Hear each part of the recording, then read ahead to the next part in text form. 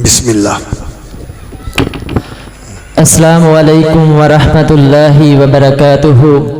وعلیکم السلام ورحمۃ اللہ وبرکاتہ۔ ان الحمد للہ نحمده ونستعینه ونستغفره ونعوذ باللہ من شرور انفسنا ومن سیئات اعمالنا من يهده الله فلا مضل له ومن يضلله فلا هادي له وأشهد أن لا إله إلا الله وحده لا شريك له وأشهد أن محمدا عبده ورسوله اللهم صل على محمد وعلى آل محمد كما صليت على إبراهيم وعلى آل إبراهيم إنك حميد مجيد اللهم بارك على محمد وعلى آل محمد كما باركت على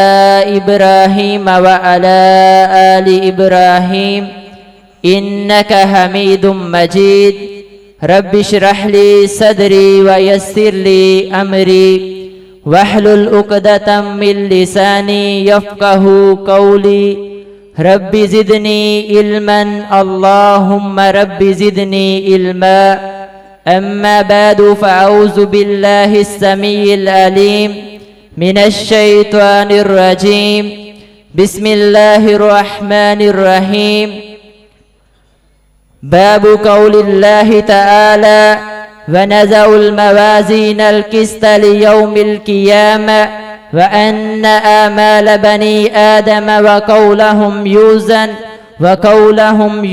وقال مجاهد القسطاس العدل بالرومية ويقال القسط مصدر المقسط وهو العادل وأما القاسط وهو الجائر حدثنا أحمد بن أشكاب قال حدثنا محمد بن فضيل عن أمارة بن القعقاع عن أبي زرعة عن أبي هريرة رضي الله تعالى عنه قال قال النبي صلى الله عليه وسلم كلمتان حبيبتان إلى الرحمن خفيفتان على اللسان ثقيلتان في الميزان سبحان الله وبحمده سبحان الله العظيم صدق الله العظيم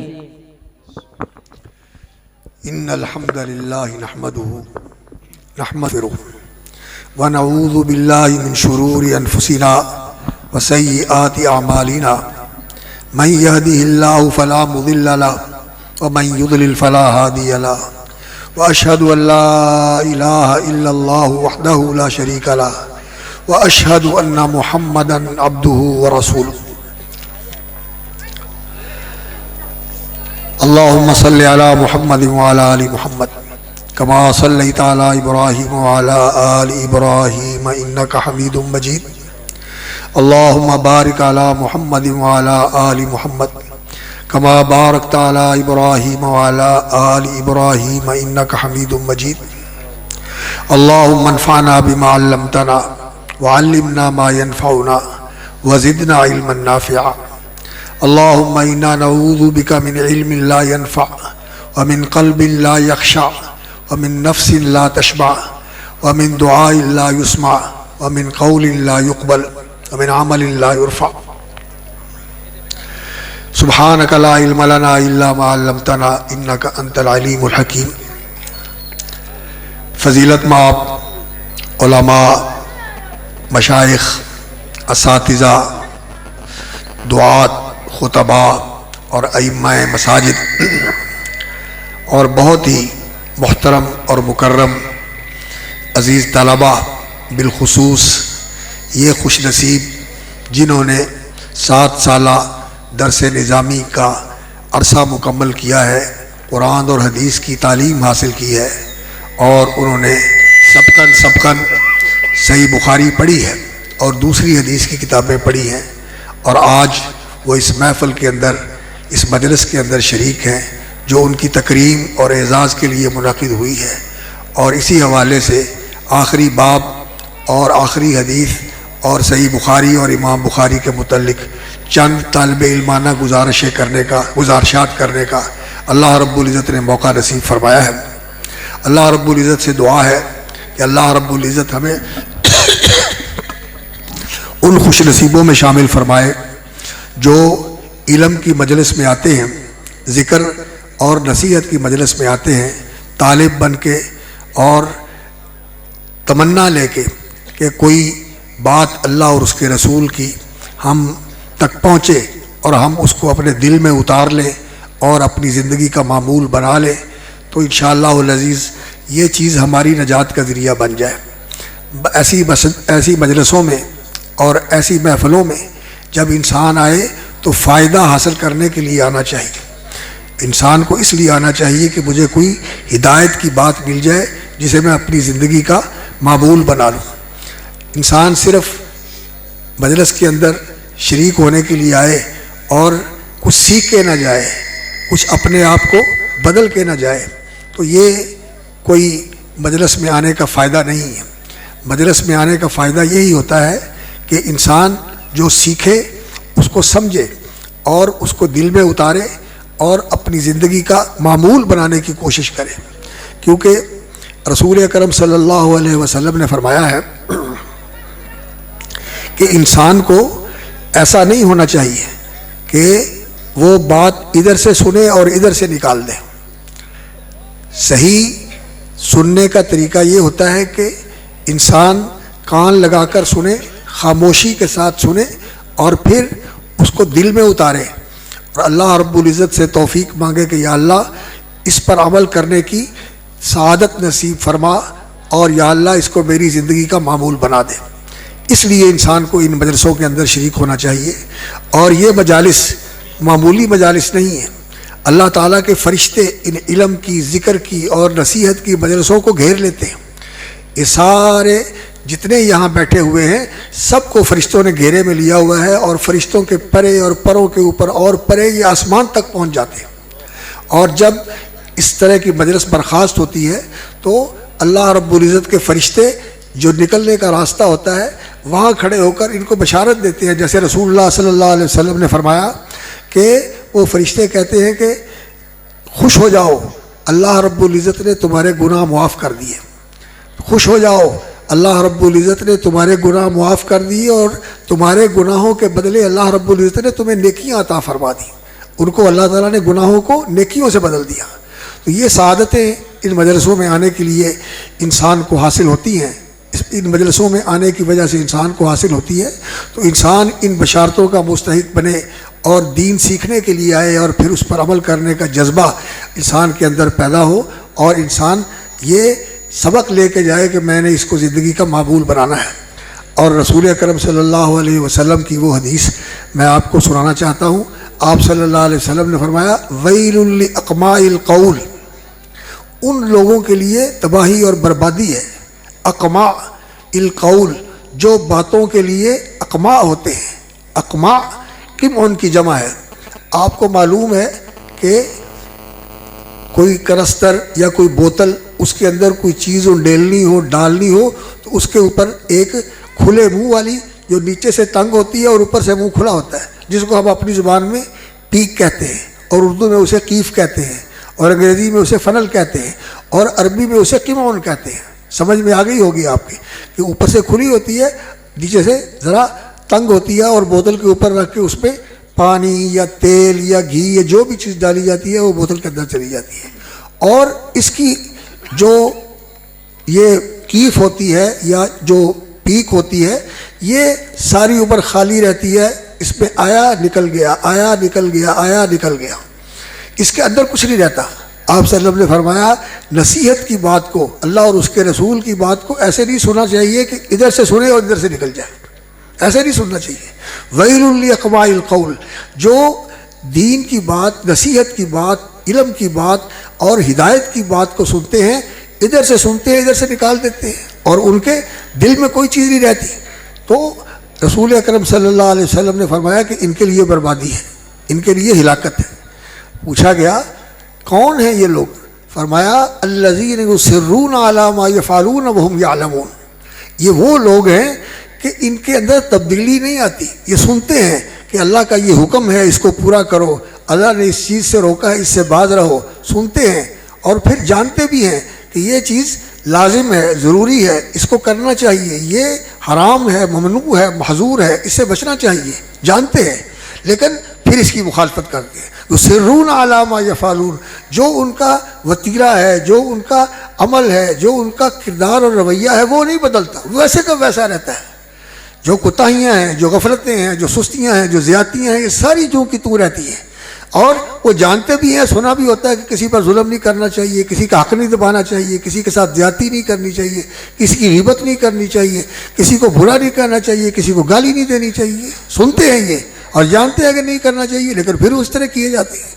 تو میرے بھائیوں، انسان کی زندگی ایسی نہیں ہونی چاہیے کہ مجلسوں میں آئے صرف میلہ دیکھنے کے لیے، ملنے ملانے کے لیے نہیں، سیکھنے کے لیے آئے اور اللہ سے توفیق مانگے کہ یا اللہ اس کو میری زندگی کا معمول بنا دے، جو اب کرنے کا کام ہے میں اس کو کروں اور جو چھوڑنے کا کام ہے وہ اس کو چھوڑ دوں۔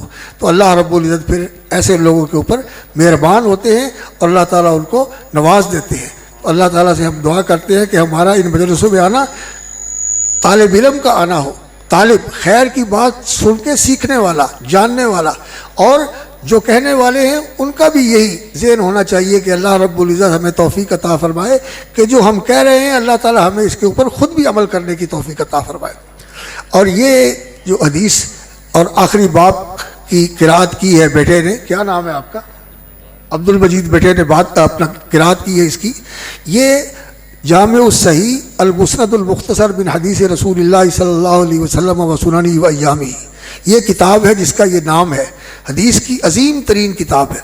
اور حدیث کی کتابوں میں جو اس کا مقام اور مرتبہ ہے وہ ایسے ہی ہے کہ جس طرح اللہ رب العزت نے قرآن مجید کو پہلی ساری آسمانی کتابوں کی تعلیمات اور ان کے اندر جو دین کے مقاصد ہیں اور جو انسانیت کی فلاح و بہبود کے لیے اللہ رب العزت نے ضابطے اور اصول اور قوانین بنائے ہیں، اللہ رب العزت نے اس کتاب میں وہ سارے جمع کر دیے۔ یہ کتاب ہے، اور کتاب کا ایک معنی ہوتا ہے لکھنا اور ایک معنی ہوتا ہے جمع کرنا۔ کتاب کا ایک معنی ہوتا ہے لکھنا، جیسے انسان قلم کے ساتھ لکھتا ہے، اس کو کتابت کہتے ہیں، اور اسی طرح کسی چیز کو جمع کرنا جیسے کتیبۃ، ایک لشکر جو سپاہیوں کے اوپر مشتمل ہوتا ہے اور اس کو اکٹھا کر کے کسی مہم کی طرف، کسی مہم کے لیے روانہ کیا جاتا ہے، اس کو کتیبہ کہا جاتا ہے، اور اس کی جمع کتائب ہوتی ہے، تو اس کے اندر اجتماع ہے۔ تو یہ لکھی گئی بھی ہے، یہ لوح محفوظ میں بھی لکھی ہوئی ہے، اور یہ ہمارے پاس بھی لکھی ہوئی ہے، ہمارے پاس مصاحف کی صورت میں لکھی ہوئی ہے، اور یہ کتاب جیسے لوح محفوظ میں لکھی ہوئی ہے اسی طرح یہ یہاں ہمارے پاس مصاحف کے اندر بھی لکھی ہوئی ہے، اور اسی طرح یہ قرآن مجید پہلی ساری آسمانی کتابوں کی جو تعلیمات تھی اور جو انسانوں کی رہنمائی کے لیے اور انسانوں کی سعادت کے لیے، دنیاوی اور اخروی بھلائی کے لیے، فوز و فلاح کے لیے جو چیزیں ضروری تھیں، اللہ رب العزت نے وہ ساری اس کتاب میں جمع کر دی ہیں۔ جیسا کہ اللہ رب العزت نے فرمایا وَإِنَّهُ لَفِي زُبُرِ الْأَوَّلِينَ کہ یہ کتاب پہلے صحیفوں کے اندر موجود ہے، اس کا تذکرہ بھی موجود ہے اور اس کی تعلیمات بھی موجود ہے، یہ کوئی انوکھی کتاب نہیں ہے۔ اس سے پہلے جو کتابیں آئی ہیں وہ بھی انہی تعلیمات کی حامل تھی جو قرآن مجید میں ہیں۔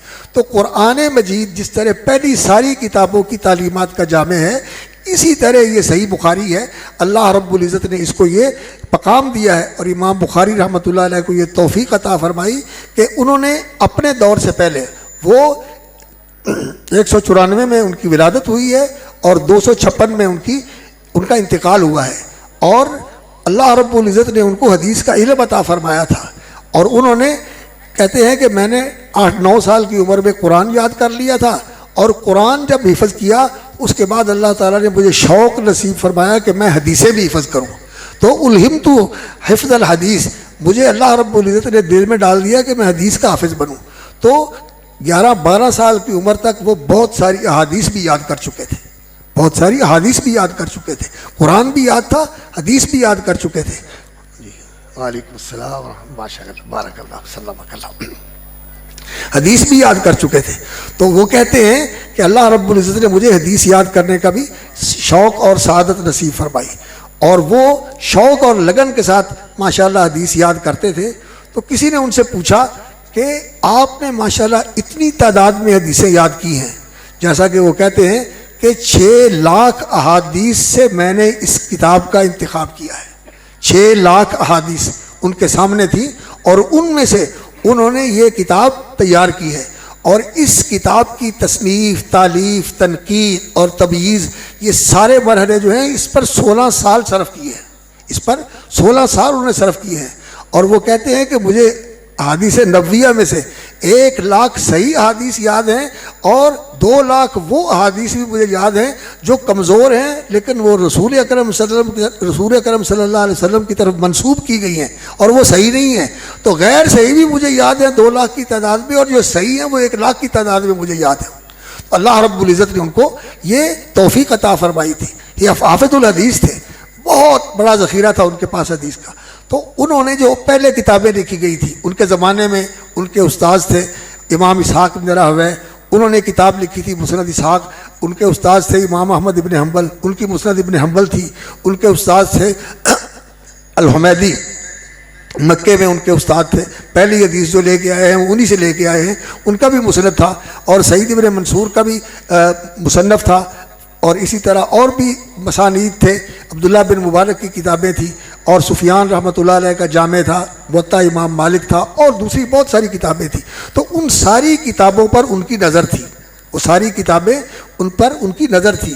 تو ان کتابوں کے اندر جو احادیث تھی وہ بھی ان کے سامنے تھی, اور جو انہوں نے اپنے اساتذہ سے سنی تھی وہ بھی اللہ رب العزت کی توفیق سے ان کو ازبر تھی, یاد تھی. جو سن لیتے تھے فوراً یاد ہو جاتا تھا. اللہ تعالیٰ نے ان کو ایسا حافظہ دیا تھا جس کو آج ہماری زبان میں کہتے ہیں فوٹو میموری. یعنی جب کسی چیز کو دیکھا تو جیسے کسی چیز کی تصویر نہیں لے لیتے, اس طرح اس کو محفوظ کر لیتے تھے. اللہ تعالیٰ نے ان کو ایسا قوی حافظہ عطا فرمایا تھا. اور یہ حافظے والی بات جو ہے آج ہمارے لیے تو بڑی عجیب سمجھی جاتی ہے کہ ایسے کیسے ہو سکتا ہے, لیکن عربوں کا حافظہ بہت زیادہ تھا. چونکہ وہ لکھنا نہیں جانتے تھے زیادہ تر, تو سن کر یاد کر لیتے تھے. حضرت عبداللہ بن عباس رضی اللہ تعالیٰ عنہ کے بارے میں آتا ہے, وہ کہتے ہیں کہ میں کسی شاعر کا قصیدہ کسی مجلس میں سن لوں تو جو اس شاعر نے پڑھا ہوا ہے پورا, وہ سارے کا سارا مجھے یاد ہو جاتا ہے. اللہ تعالیٰ نے ان کو ایسے حافظے دیے ہوئے تھے. اور پھر جب کوئی آدمی دین کے لیے اپنے آپ کو وقف کر دے تو اللہ تعالیٰ اس کو بھی ایسی ہی برکت عطا فرما دیتے ہیں کہ وہ جو سنتے ہیں ان کو یاد کر لیتے ہیں. لیکن اس کے لیے ضروری ہوتا ہے کہ انسان کی توجہ پوری اسی کی طرف ہو, دین کی طرف اس کی توجہ ہو. خود امام بخاری رحمۃ اللہ علیہ فرماتے ہیں کہ احادیث کے معاملے میں تو اللہ تعالیٰ نے مجھے یہ نعمت عطا فرمائی کہ میں جو سنتا تھا میں لکھنے کے بغیر بھی یاد کر لیتا تھا. لیکن بہت ساری چیزیں ایسی تھیں جو میری زندگی کے ساتھ تعلق رکھتی تھی, وہ مجھے یاد نہیں ہوتی تھی. کہتے ہیں کہ میرے گھر سے جو خط آتا تھا اور پھر میں اس کا جواب دیتا تھا, تو اس خط کے اندر میں نے جو اپنے رشتہ داروں کو سلام لکھنا ہوتا تھا تو کئیوں کے نام مجھے یاد نہیں آتے تھے, ان کے نام بھول جاتا تھا. تو ان کا میں کہہ دیتا تھا کہ دوسرے چاروں رشتہ دار ہیں ان کو میرا سلام پہنچا دیں, ان کے نام نہیں یاد کر پاتا. لیکن حدیث کے معاملے میں کہتے ہیں اس کی جتنی اسانید ہیں حدیث کی, ان اسانید کے جو راوی ہیں وہ بھی جانتا ہوں, ان کا نسب بھی جانتا ہوں, ان کی نسبت بھی جانتا ہوں کس علاقے کے ہیں, ان کے اساتذہ کا بھی پتہ ہے اور ان کے شاگردوں کا بھی پتہ ہے.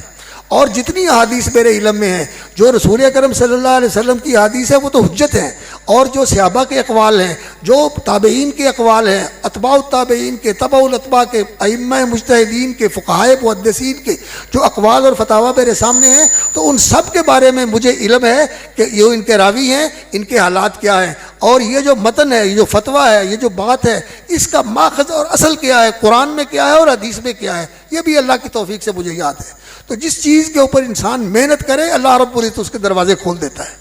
جب کوئی انسان کسی چیز کے اوپر محنت کرتا ہے اور اس کا سچا طالب ہوتا ہے تو اللہ تعالیٰ اس کے لیے دروازے کھول دیتا ہے. تو یہ بیٹا میں آپ کی توجہ کے لیے کہہ رہا ہوں کہ آپ کو دین کا ایسا طالب علم بننا چاہیے کہ طلب علم اور اتقان علم اور رسوخ فی العلم کے علاوہ انسان کے سامنے کوئی اور مقصد نہ ہو. اللہ رب العزت سے دعا کرے کہ یا اللہ مجھے اس طرح کا علم و فہم نصیب فرما اور اس طرح دین کے اندر فقاہت نصیب فرما جیسے ہمارے پیش رو تھے, جیسے ہمارے سلف تھے. وہ تو بہت پہلے کی بات ہے. امام بخاری رحمۃ اللہ علیہ, حضرت ابو ہریرہ رضی اللہ تعالیٰ عنہ, عبداللہ ابن عمر رضی اللہ تعالیٰ عنہ, امام مالک رضی اللہ تعالیٰ عنہ, امام شافعی اور امام احمد ابن حنبل. آج بھی ہمارے دور میں ایسے لوگ موجود ہیں جو علم کے اوپر توجہ دیتے ہیں اور اللہ تعالیٰ کی توفیق سے وہ بہت کچھ یاد کر لیتے ہیں، بہت کچھ حفظ کر لیتے ہیں۔ تو آپ لوگوں کو بھی علم کے اوپر محنت کرنی چاہیے، اور یہ جو آپ نے پڑھا ہے یہ نہ سمجھے کہ سارا کچھ ہم نے پڑھ لیا ہے۔ ہمارے بڑے حافظ صاحب رحمۃ اللہ علیہ، حافظ گوندلوی رحمۃ اللہ علیہ فرمایا کرتے تھے کہ آپ لوگوں نے تو اس عرصے کے اندر یہ 7-8 سال کا جو دورانیہ ہے اس میں پڑھنے اور سمجھنے اور جاننے کا طریقہ سیکھا ہے۔ یہ آپ کو چابیاں دی ہیں علم کے خزانوں کی، یہ چابیاں آپ نے لگانی ہیں اور علم کے خزانوں کو کھولنا ہے، اور مطالعے کے ساتھ اور مراجعہ کے ساتھ اور خاص طور پر تدریس کے ساتھ آپ نے اس علم کو پھر پختہ کرنا ہے، اتقان کرنا ہے، اس علم کا رسوخ پیدا کرنا ہے، اس کے اندر پختگی اور پوری طرح تمکن، اور اس پر پوری طرح اپنی گرفت مضبوط کرنی ہے، اور پھر اس کو اپنا عمل بھی بنانا ہے اور آگے اس کو پہنچانا بھی ہے۔ تو اللہ تعالیٰ آپ کو عالم بعمل بنائے اور اس علم کے اندر رسوخ اور فقاہت نصیب فرمائے۔ اور میں آپ حضرات سے یہ عرض کرنا چاہتا ہوں کہ انسان کو علماء کے ساتھ محبت رکھنی چاہیے، علماء کا احترام کرنا چاہیے، علماء کے ساتھ بہت ہی زیادہ تکریم کا اور محبت کا اور ان کی عزت افزائی کا معاملہ رکھنا چاہیے۔ رسول اکرم صلی اللہ علیہ وسلم نے فرمایا ہے لیس منا من لم یعرف لعالمنا، جو ہمارے عالم کا مقام نہیں جانتا اور اس مقام کے مطابق جو اس کا حق ہے وہ نہیں مانتا، حق نہیں ادا کرتا اس کا، تو نبی صلی اللہ علیہ وسلم نے فرمایا کہ وہ ہم میں سے نہیں، وہ ہم میں سے نہیں ہے، لیس منا۔ آپ صلی اللہ علیہ وسلم نے فرمایا وہ ہماری جماعت سے نکل گیا۔ تو یہ علماء جو ہوتے ہیں یہ رسولوں کے نبیوں کے وارث ہوتے ہیں۔ رسول اکرم صلی اللہ علیہ وسلم نے فرمایا العلماء ورثۃ الانبیاء، اور جو علماء ہیں ان کو بھی پھر اس بات کا خیال رکھنا چاہیے کہ ہمیں رسول اکرم صلی اللہ علیہ وسلم نے اپنا وارث کہا ہے، تو نبی صلی اللہ علیہ وسلم کا علم، نبی صلی اللہ علیہ وسلم کا خلق اور نبی صلی اللہ علیہ وسلم کا رویہ، نبی صلی اللہ علیہ وسلم کا سلوک، آپ صلی اللہ علیہ وسلم کی سیرت، آپ صلی اللہ علیہ وسلم کی سنت، آپ صلی اللہ علیہ وسلم کا تعامل، آپ صلی اللہ علیہ وسلم کا سلوک اور برتاؤ، یہ ساری چیزیں ہمارے اندر آنی چاہیے۔ ہمیں ایسا عالم بننا چاہیے کہ ہماری زندگی کے اندر رسول اکرم صلی اللہ علیہ وسلم کی زندگی کی جھلک نظر آئے، جیسا کہ رسول اکرم صلی اللہ علیہ وسلم نے فرمایا ان الہدی الصالحہ والسمت الصالحہ جزء من 24 جزءا من النبوہ، انسان کا رہنا سہنا، اس کا چلنا، اس کا برتاؤ، اس کا سلوک، اس کا رویہ، یہ ہے الہدی، والسمت اس کا لباس، اس کا اس کی وضاقتہ، اس کا اٹھنا بیٹھنا، اور اس کا دنیا کے اندر جو اس کا سراپا ہے، اس کے اوپر بھی رسول اکرم صلی اللہ علیہ وسلم کے نقش نظر آنا چاہیے۔ آپ صلی اللہ علیہ وسلم کے زندگی کا عکس اس کے اندر دکھائی دینا چاہیے۔ انسان کے اندر تواضع ہو، انسان کے اندر وقار ہو، انسان کے اندر یہ ہو کہ انسان جو باتیں کرنے والے ہیں وہاں ان کے ساتھ فضول باتیں نہ کرے، جو بہت زیادہ لغو قسم کی مجلسیں ہیں ان کے اندر شریک نہ ہو، اور انسان اپنی زبان پر بھی کنٹرول کرے، اپنی آنکھوں پر بھی، اپنے دل پر بھی اور اپنے کان پر بھی کنٹرول کرے۔ یہ ساری چیزیں پاک رہیں، صاف رہیں، تاکہ اس علم کا نور جو ہے وہ انسان کے اندر اتر جائے اور یہ نور انسان کی زندگی کا حصہ بن جائے، پھر قبر بھی منور ہو جائے اور معاشر میں بھی اسی نور کی روشنی میں جو ایمان کی روشنی ہوگی انسان نے سفر کرنا ہے۔ اس دن ہر ایک کا نور اس کے ساتھ ہوگا، اور ایک کا نور دوسرے کے لیے فائدہ نہیں ہوگا۔ یسعی نورہم من بین ایدیہم ومن ایمانہم وعن شمائلہم، ان کا نور ان کے آگے آگے چلے گا، اور جو اس نور سے خالی ہوں گے وہ کہیں گے ہمیں بھی اپنے ساتھ لے چلو، تو وہاں کہا جائے گا ارجعوا وراءکم فالتمسوا نورا، پیچھے پلٹ جاؤ وہاں سے نور لے کے آؤ، یہاں نور کسی کا کام نہیں آئے گا۔ تو ہماری زندگی نورانی زندگی ہونی چاہیے۔ تو امام بخاری رحمۃ اللہ علیہ اپنے دور میں ایسے ہی تھے۔ اللہ رب العزت نے ان کے والد ماجد بھی بڑے نیک پرہیزگار تھے۔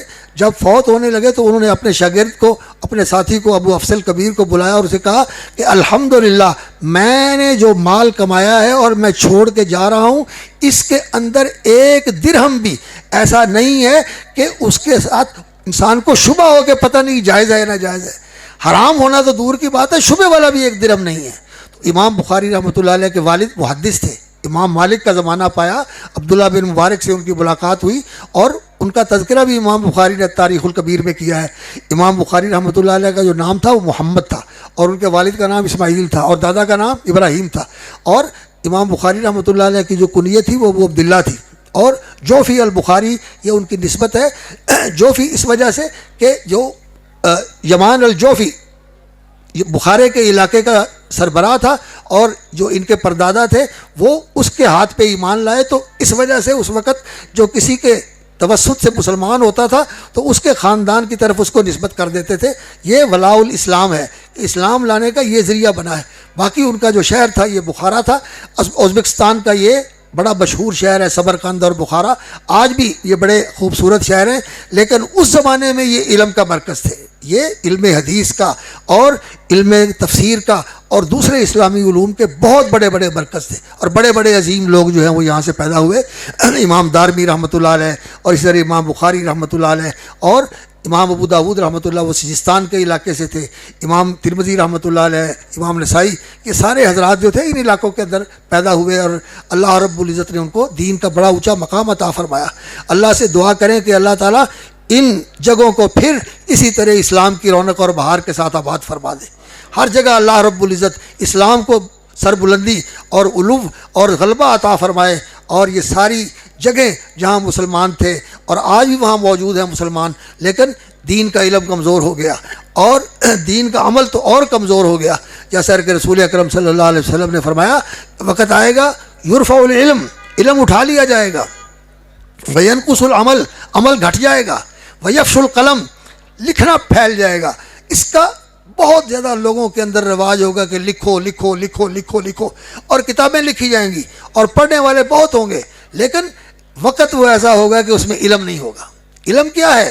علم وحی کا علم ہے، قرآن اور حدیث کا علم ہے، قرآن اور حدیث کا وحی کا علم، یہ اصل علم ہے جس کے ساتھ انسان کو یقین کی دولت ملتی ہے، جس کے ساتھ انسان کو بصیرت کا نور ملتا ہے، نور بصیرت ملتا ہے، جس کے ساتھ انسان کو اس دل کی زندگی ملتی ہے، یہ دل زندہ ہوتا ہے، یہ روح زندہ ہوتی ہے، نئی زندگی انسان کو حاصل ہوتی ہے، وہ یہ دین کا علم ہے۔ یہ علم اٹھ جائے گا، عمل گھٹ جائے گا، قلم پھیل جائے گا، اور لوگوں کے اندر جہالت بہت زیادہ ہوتی ہے، یکسر الجہل، اس دین سے لوگ بے خبر ہوں گے۔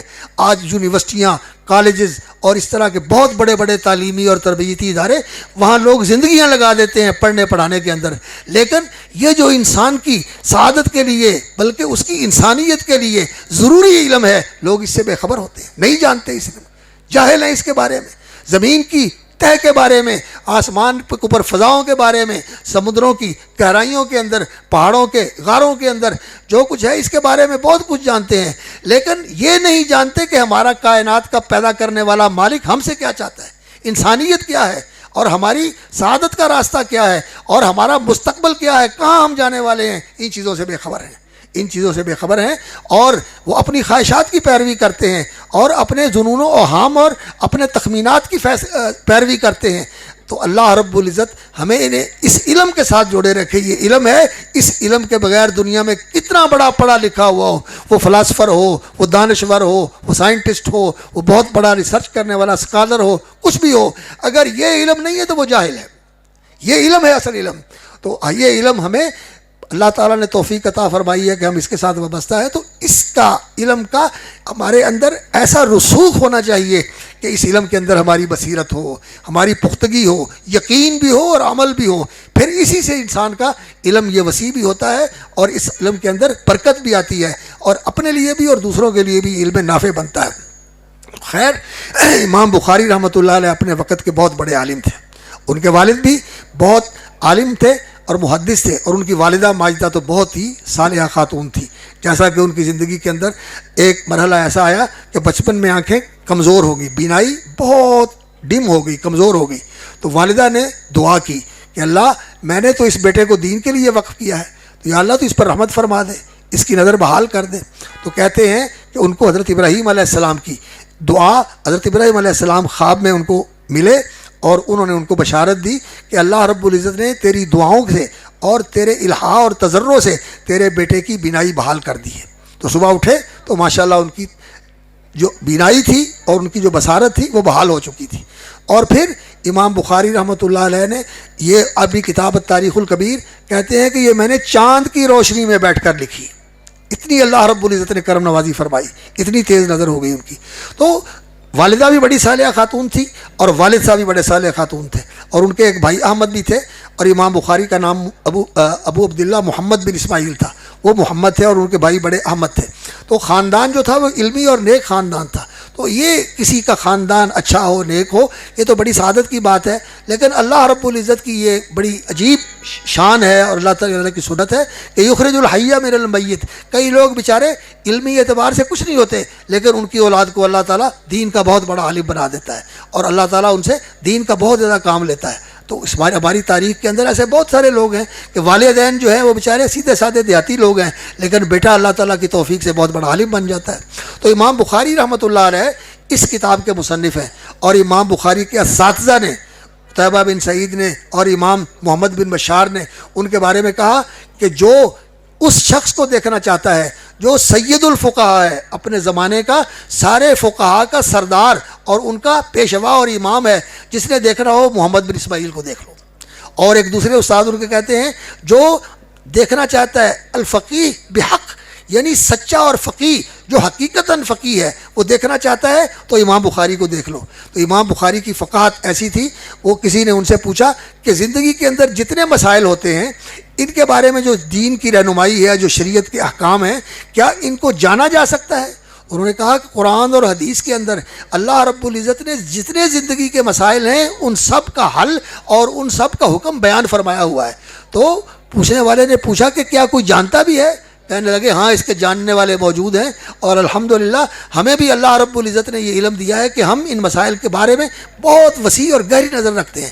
تو یہ صحیح بخاری جو امام بخاری رحمۃ اللہ نے لکھی ہے، الجامع اس کا نام ہے، یعنی دین کے تمام ابواب جو ہیں، عقائد کے متعلق، ایمانیات کے متعلق، عبادات کے متعلق، معاملات کے متعلق، احکام اور قضاء کے متعلق، عدالت اور حکومت کے متعلق، سیاست اور جہاد کے متعلق، جنگ اور صلح کے متعلق، اخلاق اور آداب کے متعلق، معاشرت کے متعلق، اور جو آپس میں لڑائی جھگڑے ہوتے ہیں ان کا فیصلہ کرنے کے متعلق، اور جو دین کے اصول ہیں، اصول حدیث کے، اصول فقہ کے، ان کے متعلق، اور جو آنے والا وقت ہے، فتن ہے، ایام اشراط الساعہ ہے، ان کے متعلق، اور پھر جنت اور دوزخ کے متعلق، برزخ کے متعلق جتنے دین کے شعبے ہیں جن کے بارے میں دین نے بات کی اور انسانوں کو رہنمائی دی ہے، ان سب کی جامع کتاب ہے. یہ جامع ہے. جس طرح قرآن ساری کتابوں کا جامع ہے، اسی طرح یہ دین کے سارے ابواب کی جامع کتاب ہے، الجامع الصحیح. اور پھر اس کے اندر امام بخاری رحمۃ اللہ علیہ نے صحیح احادیث کو منتخب کیا ہے، اور ایسی صحیح احادیث جن کے اوپر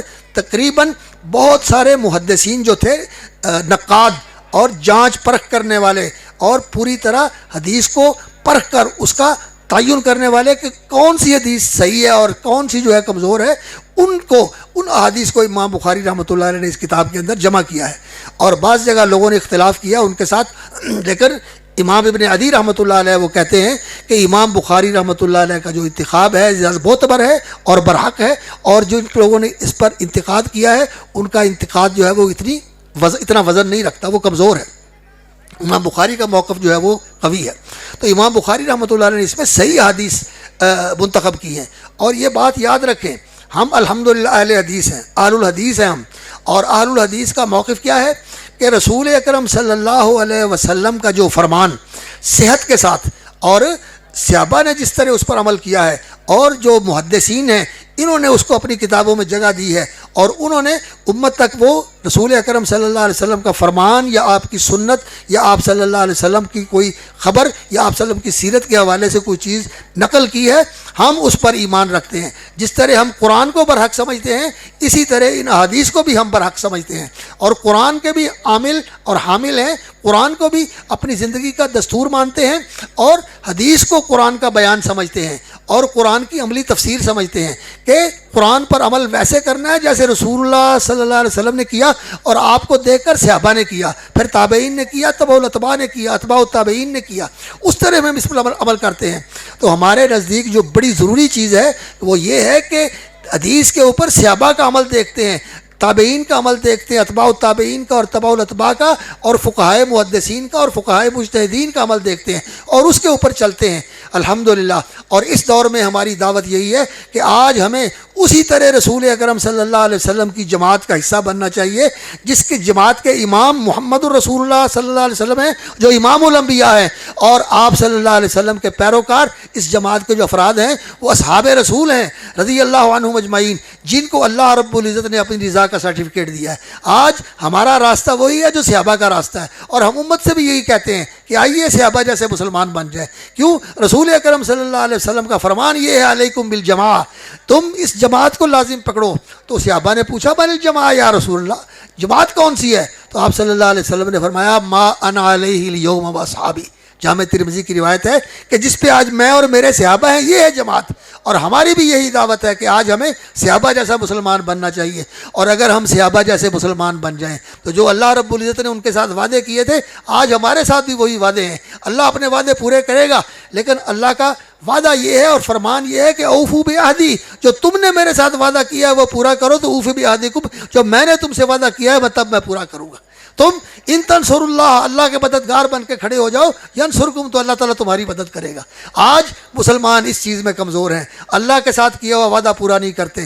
خالص اللہ کی عبادت، اللہ کی وفا، اللہ کے ساتھ وفا، اللہ کا شکر، اللہ رب العزت کے اوپر راضی رہنا اور اس کے دین و شریعت کو دل و جان سے قبول کرنا اپنے حق میں ہے، اپنے مزاج کے خلاف ہے، اپنے مفاد کے خلاف ہے، پھر بھی قبول کرے.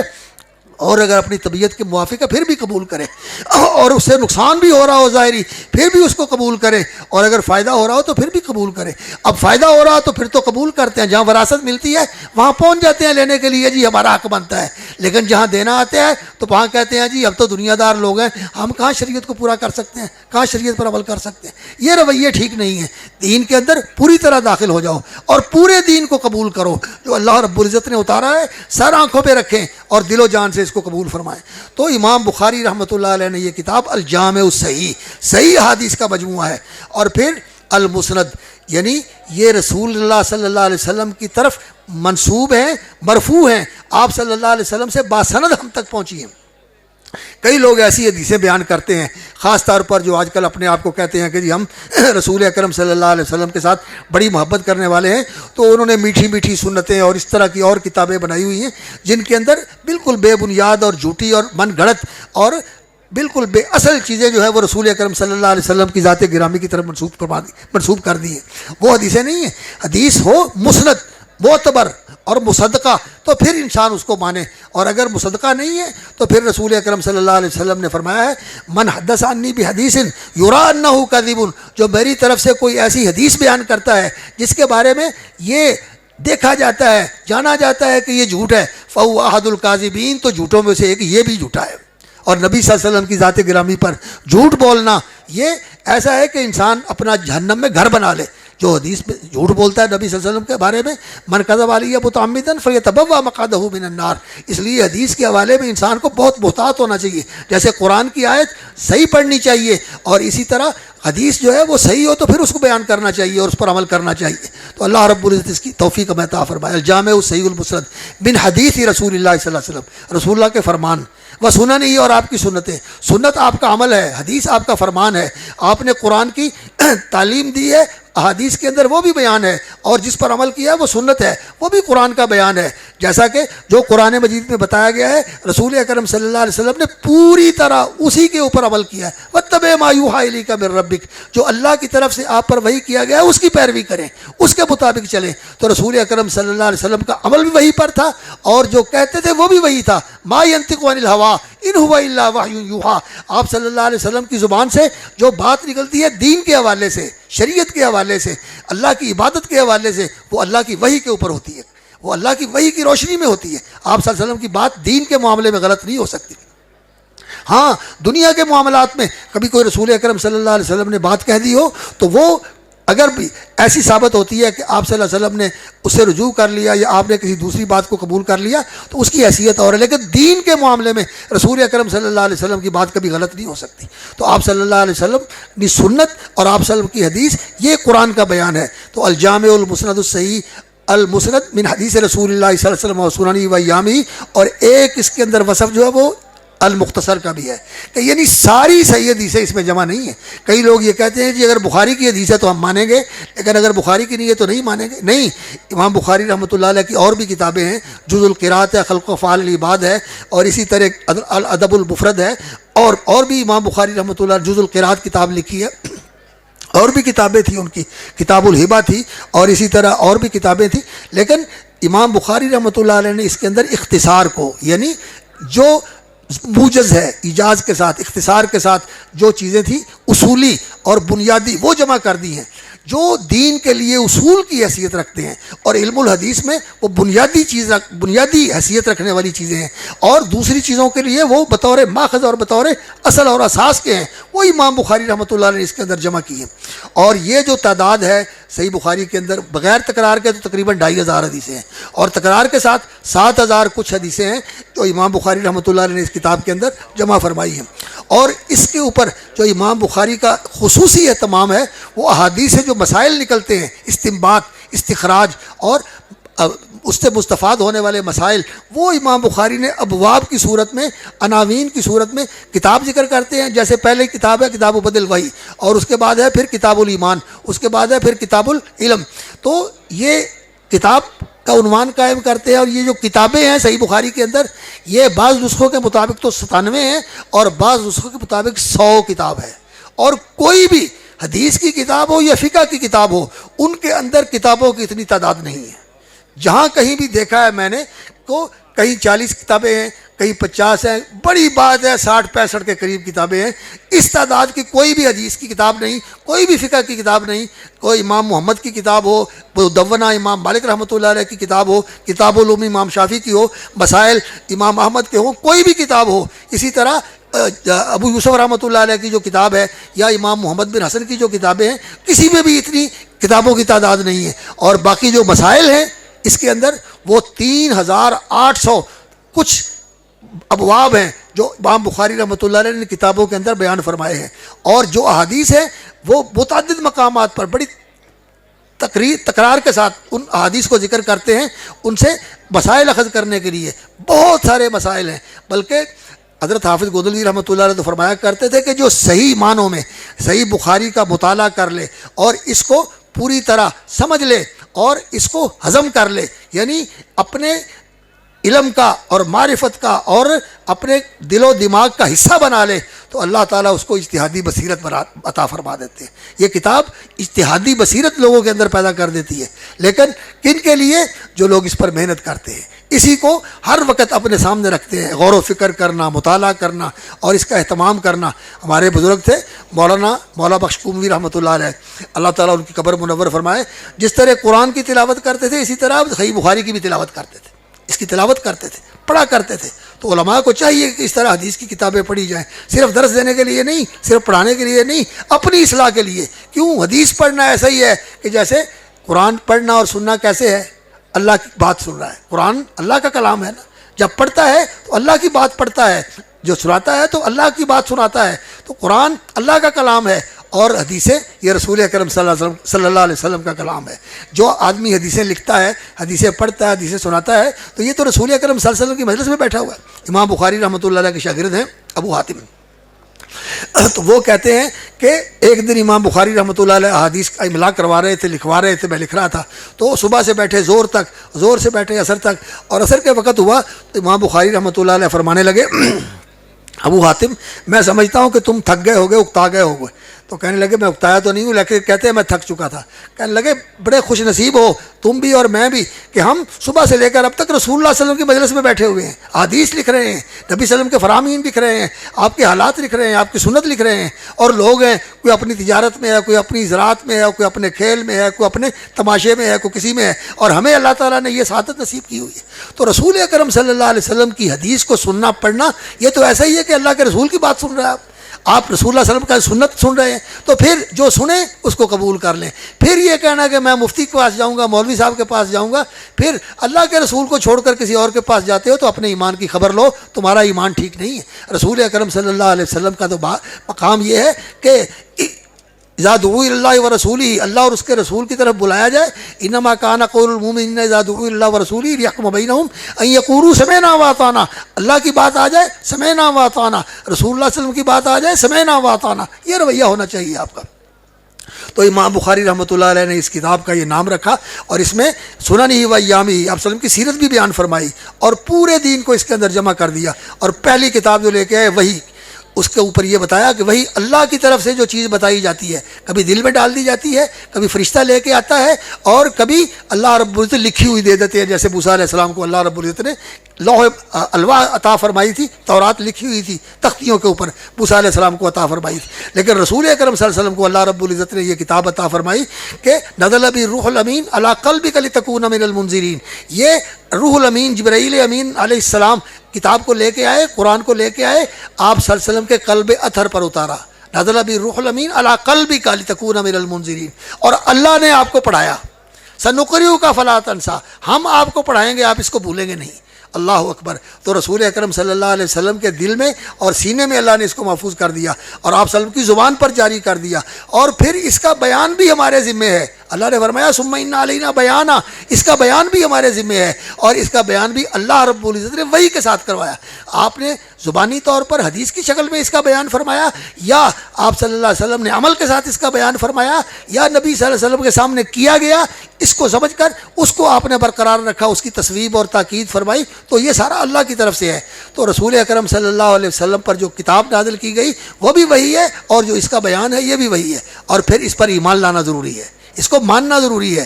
سنا اور مانا، سنا، تصدیق کی، قبول کیا، عمل کا حصہ بنا لیا. اور پھر اس کے لیے سیکھنا ضروری ہے. کتاب العلم، اور علم کس سے آتا ہے؟ بالتعلم. العلم بالتعلم، علم سیکھنے سے آتا ہے.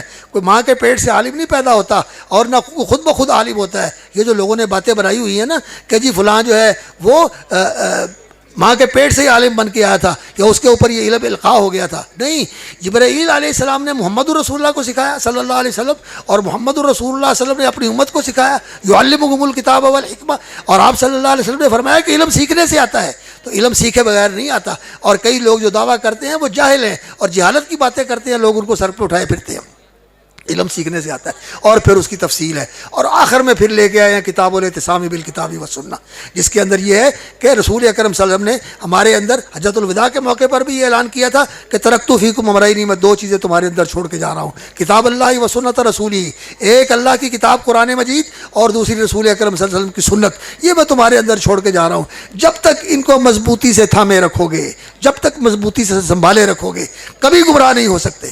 تو یہ ہماری سلامتی کا، ہمارے استقامت کا، سیدھے رہنے کا، اور ہمارے برحق رہنے کا، اور ادھر ادھر بھٹکنے سے محفوظ رکھنے کا جو ذریعہ ہے وہ کتاب و سنت کی پیروی ہے. اور یہی اہل حدیث کی دعوت ہے. اور اللہ کرے کہ دعوت بھی ہماری یہی ہے، اور ہماری سیرت اور ہماری سنت اور ہمارا کردار اور ہمارا عمل بھی یہی بن جائے کہ کتاب اللہ اور سنت رسول اللہ کے مطابق چلے. 100% عقیدے سے لے کر اعمال، اعمال سے لے کر آداب، اخلاق، اور اخلاق سے لے کر آداب اور معاملات، سب کے اندر ہم قرآن و سنت کی پیروی کرنے والے بن جائیں. آج جو ہے وہ اس بات کی ضرورت ہے کہ لوگ عملی نمونہ دیکھنا چاہتے ہیں. اس کی کمی ہے، اس کا فقدان ہے. عمل کا نمونہ نظر نہیں آتا. باتیں تو اچھی کر لیتے ہیں، لیکن عمل دیکھنے کے لیے کوئی نکلے تو پھر تو ایسی بات ہے کہ اب یہ ایسی نایاب اور ایسی بالکل کمیاب چیز ہے کہ انسان کو بہت مشکل سے کوئی کہیں سے روشنی نظر آتی ہے کہ یہاں اللہ کے توفیق سے کچھ نہ کچھ موجود ہے. لیکن یہ بات یاد رکھیں کہ دین مٹا نہیں ہے. دنیا کے اندر دین موجود ہے، اس کے حامل بھی موجود ہیں، اس کے عالم بھی موجود ہیں، اس کے عامل بھی موجود ہیں. کیونکہ رسول اکرم صلی اللہ علیہ وسلم کی امت کو اللہ رب العزت نے یہ سعادت نصیب فرمائی ہے کہ ایک جماعت اس امت کی ایسی رہے گی، لا تزال طائفۃ من امتی قائمین علی الحق ظاہرین. میری امت کی ایک جماعت حق پر قائم رہے گی، لوگوں کو نظر آئے گی. ان کی مخالفت کرنے والے، ان کے ساتھ دشمنی رکھنے والے قطعاً ان کا کچھ نہیں بگاڑ سکیں گے. اللہ تعالیٰ ان کو حق کے اوپر غالب رکھے گا، حق کے ساتھ قائم رکھے گا، اور یہ حق کا نمونہ لوگوں کو دکھاتے رہیں گے. اور اس کے بارے میں امام بخاری رحمۃ اللہ علیہ نے کیا کہا؟ ہم اہل العلم، یہ علماء ہیں، یہ علماء ہیں جو حق بتاتے ہیں اور حق کے اوپر قائم ہیں. اور امام ترمذی رحمۃ اللہ علیہ نے جامع ترمذی میں عبداللہ ابن مبارک رحمۃ اللہ علیہ کا قول ذکر کیا. وہ کہتے ہیں کہ اس حدیث کا بیان یہ ہے کہ ہم اہل العلم والفقہ والحدیث، یہ علم والے، قرآن اور حدیث کا علم، یہ قرآن اور حدیث کی سمجھ رکھنے والے اور احادیث کا علم رکھنے والے، یہ وہ لوگ ہیں. اور ہماری یہی دعوت ہے کہ ہمیں اس علم کے ساتھ اپنے آپ کو جوڑنا چاہیے اور پھر اس علم کے ساتھ عمل بھی کرنا چاہیے. تو آخر میں کتاب الاعتصام بالکتاب والسنہ لے کے آئے ہیں، اور اس کے بعد کتاب التوحید لے کے آئے ہیں. اور توحید جو ہے اس کی دو قسمیں ہیں. ایک ہے علم و معرفت کی توحید، یعنی اللہ کے بارے میں جاننا اور اللہ کے بارے میں جو چیزیں بتائی گئی ہیں ان کا یقین رکھنا اور ان کی تصدیق کرنا اور ان کو قبول کرنا، علم و معرفت. ایک یہ قسم ہے. ایک توحید ہے اللہ کو جاننے کی، اللہ کی معرفت کی، اور اللہ کے بارے میں اس کے اسماء و صفات کی روشنی میں جو عقیدہ بنتا ہے اس کو اختیار کرنے کی، جو اللہ نے اپنے تعارف کروایا ہے قرآن مجید میں۔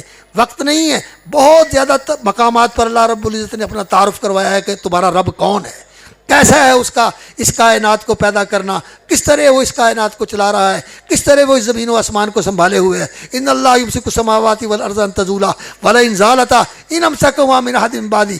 تو اللہ رب العزت نے زمین و آسمان کو تھاما ہوا ہے۔ تو یہ بہت سارے مقامات ہیں جہاں اللہ نے اپنا تعارف کروایا ہے۔ تو اس تعارف کے ساتھ اللہ کو ماننا، پہچاننا، اور پھر جو اس کا حق ہے کہ اس کی بندگی کی جائے اس کو ادا کرنا، پھر جو چیزیں اللہ کو پسند ہیں ان کا اہتمام کرنا، جو ناپسند ہے ان کو چھوڑ دینا، یہ اللہ کے علم و معرفت کی یہ توحید ہے۔ اور دوسری توحید ہے توحید الطلب والقصد، کہ انسان اللہ کی رضا کا طالب ہو، اللہ کی خوشنودی کا طالب ہو، اور اللہ کی ذات کے لیے، اللہ کے چہرے کے لیے، اللہ کی خوشنودی کے لیے کام کرے۔ جو اس کی زندگی کا کام ہے صرف اس لیے ہو کہ میرا اللہ مجھ سے راضی ہو جائے، میرا اللہ مجھ سے راضی ہو جائے، اللہ تعالیٰ مجھ سے راضی ہو کر اپنے بندوں میں مجھے شامل کر لے۔ صحابہ کرام کی وہ جماعت ہے جن کو اللہ نے زندگی کے اندر اپنی رضا کا سرٹیفکیٹ دے دیا، رضی اللہ عنہم ورضوا عنہ۔ لیکن ایک بہت بڑی بات ہے اسی آیت کے اندر، والسابقون الاولون من المہاجرین والانصار والذین تبعوہم بإحسان رضی اللہ عنہم ورضوا عنہ۔ مہاجرین اور انصار السابقون الاولون، جنہوں نے 2 ہجرتیں کی، جنہوں نے دونوں قبلوں کی طرف نماز پڑھی، یہ سابقون ہیں، یہ سابقون ہیں۔ السابقون الاولون من المہاجرین والانصار، یہ مہاجر اور انصار، والذین تبعوہم، جو ان کے بعد ایمان لائے حدیبیہ کے موقع پر، جنگ فتح مکہ کے موقع پر، اور اسی طرح دوسرے مواقع پر جو رسول اکرم صلی اللہ علیہ وسلم کے صحابہ کے ساتھ شامل ہوئے وہ بھی اس میں شامل ہیں، اور جو قیامت تک صحابہ کے طریقے پر چلتے ہیں وہ بھی اس میں شامل ہیں کہ رضی اللہ عنہم ورضوا عنہ، اس میں یہ بھی آ جاتے ہیں۔ اور پھر نبی صلی اللہ علیہ وسلم کی ایک اور حدیث ہے جس میں آپ صلی اللہ علیہ وسلم نے فرمایا فی کل قرن من امتی السابقون، میری امت کے ہر دور میں، میری امت کے ہر زمانے میں یہ سابقون کی جماعت رہے گی۔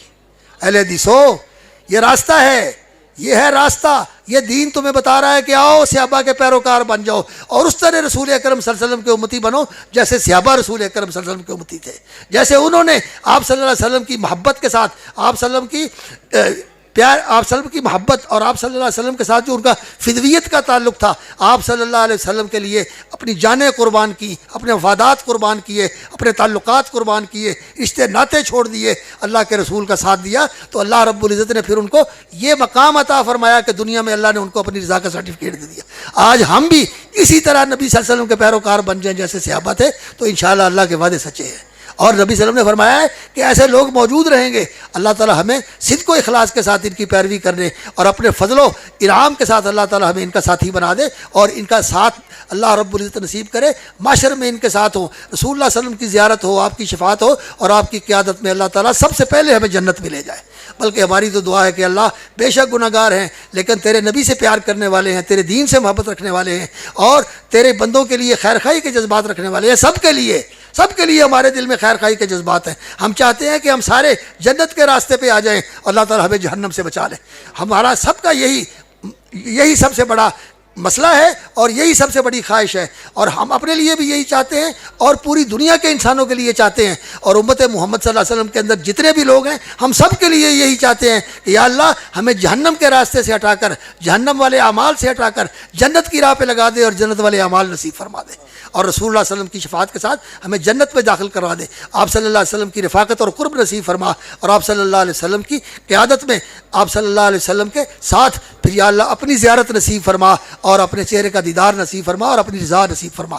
تو پھر کتاب التوحید لے کے آئے ہیں، اور دین کی بنیاد توحید ہے، دین کی بنیاد توحید ہے، اور ساری نیکیوں کی بنیاد بھی توحید ہے۔ توحید کا معنی کیا ہوتا ہے؟ اللہ کو ایک ماننا، الہکم الہ واحد لا الہ الا ہو، اللہ رب العزت الفرد الصمد، اللہ رب العزت ایک اکیلا تنہا اور یکتا ہے، الصمد بے نیاز ہے، کوئی ضرورت نہیں اس کو، کسی چیز کا سہارا نہیں چاہیے، کوئی اس کا احتیاج نہیں، بالکل غنی ہے، کسی چیز کا محتاج نہیں، قادر ہے، مقتدر ہے، اور اللہ اکبر قوی ہے، غالب ہے، اور جو چاہے کرتا ہے، علی ما یشاء قدیر، اور جسے چاہے جو چاہے بنا دے، کسی کے لیے کوئی گنجائش نہیں ہے کہ وہ کہے کہ میں نہیں کرتا، ایسا نہیں ہو سکتا۔ تو اللہ رب العزت کو ایک ماننا اپنی ذات میں، ایک ماننا اپنے مقام میں، ایک ماننا اپنی صفات میں، ایک ماننا جو اس کا حق ہے وہ صرف اسی کے لیے ہے، وہ کسی اور کے لیے نہیں جا سکتا، کسی اور کو اس میں شریک نہیں بنایا جا سکتا۔ یہ اللہ کی توحید ہے، یہ دین کی بنیاد ہے۔ سارے نبیوں کی دعوت یہی تھی، سارے نبیوں کی دعوت یہی تھی، اور قرآن مجید کا بھی بیان یہی ہے کہ اس توحید کو انسان قائم کر لے، اس توحید کو انسان اپنے اندر اتار لے اور اس کے اوپر یقین کر لے، اور اس توحید کا اتنا شعور اور یقین انسان کے اندر آ جائے کہ دنیا میں کسی سے انسان کی امید نہ رہے، اور دنیا میں کسی کا انسان کے دل میں خوف نہ رہے، ہر قسم کا خوف ختم ہو جائے، صرف اللہ کا خوف رہے، اور ہر قسم سے امیدیں توڑ دے اور اللہ رب العزت سے اپنی امیدیں وابستہ کر دے۔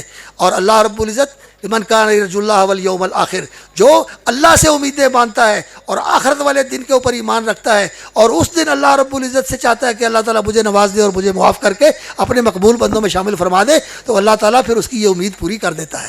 اور جو اللہ سے ڈرتا ہے، اس دنیا میں اللہ سے ڈر کے زندگی گزارتا ہے، دنیا میں اللہ سے ڈرتا ہے، تو پھر اللہ تعالیٰ قیامت والے دن اس کو بے خوف کر دیں گے۔ لا خوف علیکم اليوم، آج تمہیں کوئی ڈر نہیں ہے، الا ان اولیاء اللہ لا خوف علیہم ولا هم يحزنون، نہ ان کو کوئی ڈر ہوگا مستقبل کا اور نہ انہیں پچھلا کوئی پچھتاوا ہوگا۔ اللہ تعالیٰ نے فرمایا، رسول اللہ صلی اللہ علیہ وسلم نے فرمایا، اللہ تعالیٰ بندے کے اوپر دو خوف جمع نہیں کرتا، جو دنیا میں اللہ سے ڈرتا ہے وہاں نہیں ڈرے گا، جو یہاں نہیں ڈرتا آگے جا کے اس کو خوف ہوگا۔ تو آج اللہ کا خوف ہو، یہ توحید ہے، امیدیں ساری اللہ سے وابستہ کریں، اور بڑائی کبریائی اس کے لیے ہے، عظمت و جلال اس کے لیے ہے، حکم اس کا چلتا ہے پوری کائنات کے اندر، اسی کا حکم کار فرما ہے۔ ان الحکم الا للہ، یہ ہے تکوینی حکم، اور شرعی حکم بھی، شریعت سازی بھی اللہ کا حق ہے، اور اللہ رب العزت نے جو دین مقرر کر دیا ہے اسی دین کے اوپر ہم نے چلنا ہے۔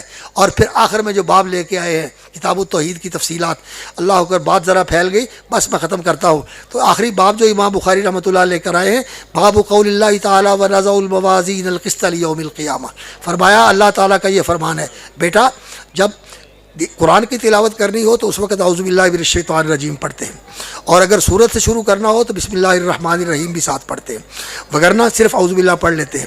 اور جب حدیث وغیرہ کی قرات کر کے اس کو ختم کرتے ہیں تو پھر صدق اللہ العظیم نہیں کہتے، چونکہ یہ رسول اکرم صلی اللہ علیہ وسلم کا فرمان ہے۔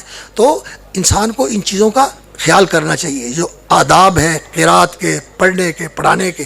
اور دوسری بات یہ ہے کہ انسان کو اپنا تلفظ درست کرنا چاہیے۔ ہمارا خطباء کا بھی اور عام لوگوں کا بھی تلفظ بہت کمزور ہے، ہم اس طرح نام لیتے ہیں، اس طرح الفاظ کو ادا کرتے ہیں کہ معنی بدل جاتا ہے۔ یہ بڑی سنگین بات ہے کہ ہم اس طرح تلفظ کریں کسی چیز کا کہ اس کے ساتھ معنی ہی بدل جائے، نہیں۔ جیسے محمد الرسول اللہ، ہاں ہے محمد الرسول اللہ، ہم اس کو آنکھوں والی ہاں بنا کے، لاہور والی ہاں بنا کے، ہائے حوض بنا کر اس کو پڑھ دیتے ہیں، تو اس کا تو معنی ہی اور ہو جاتا ہے، بالکل معنی بدل جاتا ہے۔ اس لیے تلفظ کو اپنے صحیح کرو اور صحیح پڑھا کرو، صحیح قرات کیا کرو، کیونکہ یہ حدیث ہے، حدیث کی قرات بالکل ایسی ہونی چاہیے جو اصول کے اور قواعد کے مطابق ہے۔ کیوں اگر غلط پڑھے گے تو پھر تو بڑی جرم والی بات بن جاتی ہے۔ تو امام بخاری رحمۃ اللہ علیہ یہ آخری باب لے کر آئے ہیں، باب قول اللہ تعالیٰ، یا باب قول اللہ تعالیٰ، یعنی فیہ قول اللہ تعالیٰ ونضع الموازین القسط۔ اور امام بخاری کا یہ طریقہ ہے کہ وہ اپنی اس کتاب کے اندر قرآن کی آیات لے کے آتے ہیں، پہلے باب میں وحی کی آیت لے کے آئے، اور اس میں میزان کی آیت لے کے آئے، جو جامع ترین آیت ہوتی ہے اس کو ذکر کرتے ہیں، یہ بتانے کے لیے قرآن اور حدیث دونوں ایک ہیں، اللہ کی طرف سے آئے ہیں، دونوں ایک دوسرے کی تصدیق اور تائید اور ایک دوسرے کی تفصیل اور توضیح بیان کرنے والے ہیں۔ باب قول اللہ تعالیٰ ونضع الموازین القسط لیوم القیامہ، اللہ کا یہ فرمان کہ ہم قائم کریں گے الموازین القسط، ترازو انصاف والے، یعنی انصاف کرنے والے ترازو جو پورا انصاف کریں گے، یعنی چھوٹی سے چھوٹی چیز بھی وہاں تل جائے گی، اس کا وزن ہو جائے گا، اور وہ اس کی بتا دے گے کہ اس کی حیثیت کیا ہے، اس کا وزن کیا ہے، اس کی قیمت کیا ہے۔ ایسا میزان اللہ تعالیٰ قائم کریں گے۔ اور علماء کہتے ہیں کہ اس میزان پر ایمان رکھنا یہ بھی ایمان کا حصہ ہے۔ قیامت والے دن میزان اللہ رب العزت قائم کریں گے، اور نیکیاں بھی تولی جائیں گی اور برائیاں بھی تولی جائیں گی۔ جس کی نیکیاں بھاری ہو جائیں گی وہ کامیاب ہوگا، اور جس کی برائیاں اور بدیاں بھاری ہو جائیں گی وہ ناکام ہوگا۔ اللہ رب العزت ہماری نیکیاں ایسی بنائے کہ جو میزان حسنات کے اندر رکھی جائیں. اللہ تعالیٰ اپنی رحمت سے ہمیں خوش نصیبوں میں فرما دے جو مفلحون ہیں. اما من ثقلت موازینہ، جو جن کے ترازو بھاری ہو جائے گے نیکیوں کے، اولئک هم المفلحون. اور جن کے نعوذ باللہ برائیوں والے ترازو بھاری ہو جائیں گے تو وہ لوگ پھر خاسرون، خسارہ پانے والے ہیں. بلکہ ہم تو سچی بات ہے دعا کرتے ہیں جو رسول اکرم صلی اللہ علیہ وسلم نے فرمایا تھا کہ اللہ رب العزت نے میری امت کے 70,000 بندوں کا میرے ساتھ وعدہ کیا کہ میں ان کو بغیر حساب کے جنت میں داخل کروں گا. اور پھر رسول اکرم صلی اللہ علیہ وسلم نے فرمایا کہ اللہ نے مزید کرم فرمایا ہر 1,000 کے ساتھ 70,000 داخل کروں گا، ہر 1,000 کے ساتھ 70,000 داخل کروں گا. اور پھر رسول اکرم صلی اللہ علیہ وسلم نے فرمایا کہ اللہ رب العزت نے فرمایا وَثَلَاثُ حَسَيَاتٍ مِّنْ حَسَيَاتِ رَبِّي. اللہ تعالیٰ اپنے دونوں ہاتھ جیسے اللہ کے ہیں، اللہ جانتا ہے، ہم یہ نہیں کہتے کہ ہمارے جیسے ہاتھ ہیں. جیسے اللہ کی ذات بے مثال ہے، اسی طرح اللہ رب العزت کی ہر چیز بے مثال ہے. اس کا سننا، اس کا دیکھنا، اس کا بات کرنا اور اس کا دینا، یہ سب چیزیں اللہ رب العزت کی بے مثال ہیں. جو بھی ہم تصور کریں، جو بھی ہمارے خیال میں آئے، اللہ ویسا نہیں ہے. اللہ ویسے ہے جیسا وہ ہے، اور ہم نہیں جانتے جیسے اس کی شان کی شایا ہے. عقیدے کے اوپر محنت کرنی چاہیے، توجہ دینی چاہیے اور عقیدے کو سمجھنا چاہیے. تو خیر، اللہ رب العزت اپنے دونوں ہاتھ ملا کے بندوں میں سے ایسے اٹھائے گا اور ان کو جنت میں ڈال دے گا.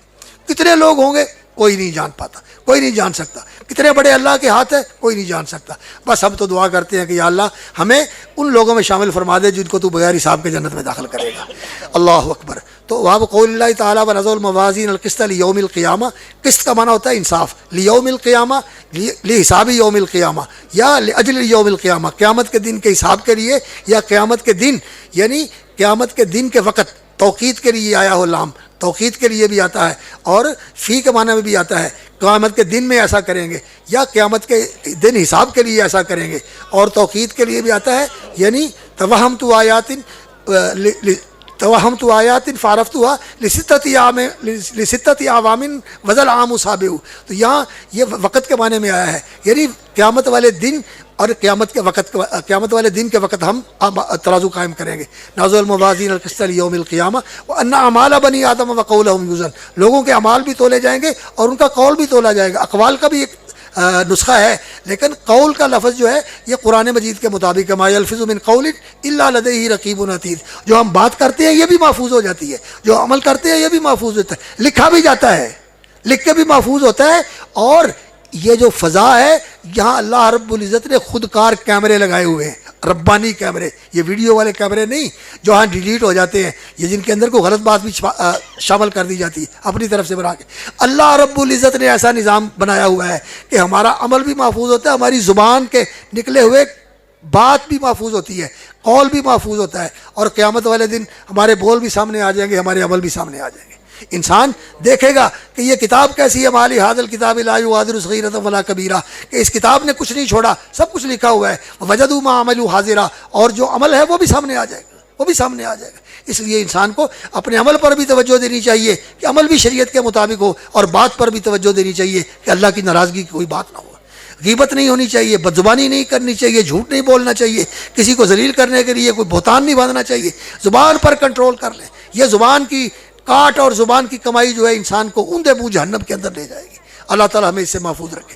وَأَنَّ مَالَ بَنِي آدَمَ وَقَوْلَهُمْ يُوزَنْ. وقال مجاہد القسطاس والعدل بالرومیہ. رومی زبان میں قسطاس کا لفظ جو ہے عدل کے معنی میں استعمال ہوتا ہے، لیکن یہ کیا رومی زبان سے لے کر قرآن میں ہے؟ نہیں، یہ قرآن عربی زبان کا ہے، اور عربی زبان کا جو لفظ ہے یہ رومی زبان کے ساتھ ملتا ہے یا عربی سے ادھر چلا گیا ہے، یہ ہو سکتا ہے، لیکن غیر عربی کا کوئی لفظ قرآن مجید میں نہیں ہے. یہ صحیح موقف ہے اور یہی سب سے معتبر اور سچا موقف ہے. اللہ رب العزت نے قرآن مجید کو عربی زبان میں نازل کیا، بلسان عربی مبین. وقال مجاہد القسطاس والعدل بالرومیہ ویقال. اور امام بخاری رحمۃ اللہ علیہ ساتھ ساتھ لغت کے اور فقہ کے اور اصول کے مسائل بھی بیان کرتے جاتے ہیں. یہاں لغت کی ایک بات انہوں نے سمجھا دی. قسط کا لفظ جو ہے یہ قرآن مجید میں استعمال ہوا ہے، اور مقسط کا لفظ بھی استعمال ہوا ہے، قاسط کا لفظ بھی استعمال ہوا ہے. تو قسط کا لفظ جو ہے یہ عدل کے معنی میں استعمال ہوتا ہے. قولوا قوامین بالقسط. اللہ رب العزت نے فرمایا تم بھی قسط کے ساتھ یعنی انصاف کے ساتھ کھڑے ہونے والے بن جاؤ. اور اللہ رب العزت نے اپنے بارے میں بھی فرمایا شاہد اللہ انہ لا الہ الا هو والملائکۃ واولو العلم قائما بالقسط. اللہ بھی قائم بالقسط ہے، عدل کے ساتھ کھڑا ہے، یعنی عدل کرنے والا ہے. اور تمہیں بھی اللہ نے کہا ہے کہ عدل کے ساتھ کھڑے ہو جاؤ. عدل کرنے والے بن جاؤ، ظلم نہ کرو، زیادتی نہ کرو. اور عدل تب ہی ہو سکتا ہے جب ہم شریعت کے مطابق چلیں. شریعت سے ہٹ کے چلیں گے تو ظلم ہوگا، اپنے پر بھی ظلم، دوسروں پر بھی ظلم، بلکہ اس کائنات کی ہر چیز پر ظلم ہوتا ہے جب شریعت کے خلاف انسان کام کرتا ہے.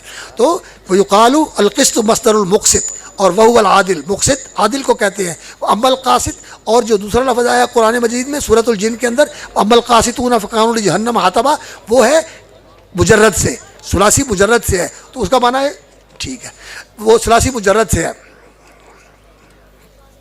ثلاثی مجرد سے وہ ہے قاسط، اس کا معنی ہے ظلم کرنے، فہو الجائر.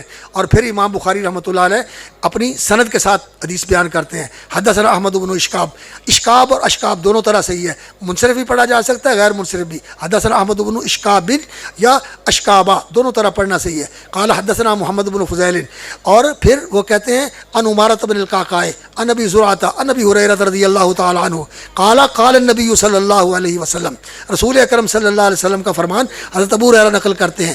اب جو امام بخاری کے استاد ہیں احمد، یہ کوفے کے رہنے والے تھے، مصر میں چلے گئے، وہاں جا کر امام بخاری نے ان سے حدیث لی. ان کے استاد ہیں عمارۃ بن القعقاع، یہ بھی کوفے کے رہنے والے تھے.